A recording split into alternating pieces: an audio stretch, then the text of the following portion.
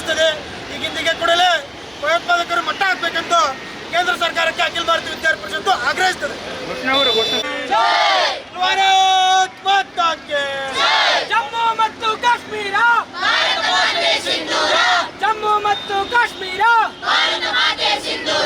ಭಾರತ್ ಮಾತಾ ಕಿ ಭಾರತ್ ಮಾತಾ ಕಿ students power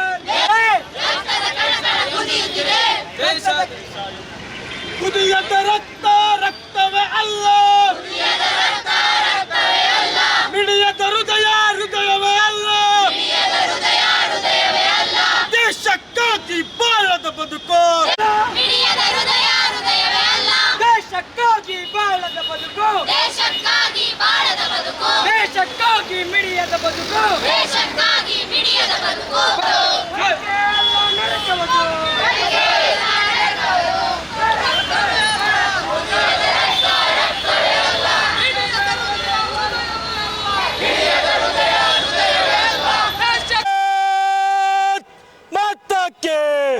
जिंदाबाद बोलो जिंदाबाद, जिंदाबाद बोलो जिंदाबाद.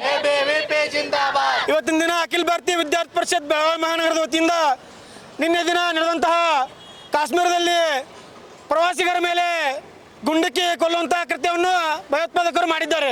ಹಾಗಾಗಿ ಅಖಿಲ ಭಾರತೀಯ ವಿದ್ಯಾರ್ಥಿ ಪರಿಷತ್ತಿಂದ ಪ್ರತಿಭಟನೆಗೆ ಕರೆ ಕೊಟ್ಟಿದೆ.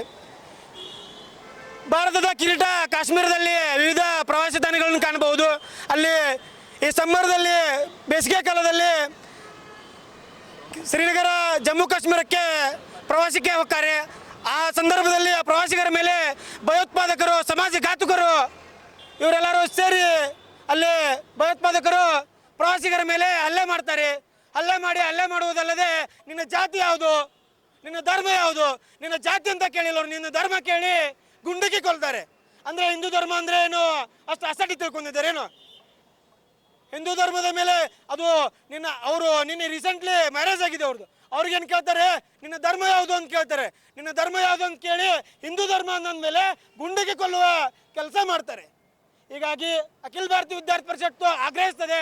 ಈಗಲೇ ಅವ್ರನ್ನ ಭಯೋತ್ಪಾದಕರನ್ನ ಗುಂಡಿಕ್ಕಿ ಕೊಲ್ಲುವಂತಹ ಕೆಲಸವನ್ನು ಕೇಂದ್ರ ಸರ್ಕಾರ ಮಾಡಬೇಕೆಂದು ಅಖಿಲ ಭಾರತೀಯ ವಿದ್ಯಾರ್ಥಿ ಪರಿಷತ್ತು ಆಗ್ರಹಿಸ್ತದೆ. ಜಿಲ್ಲಾ ಸಂಸಕಲ ಪ್ರಶಾಂತ್ ಶೆಲ್ಲಿಕಿರಿ.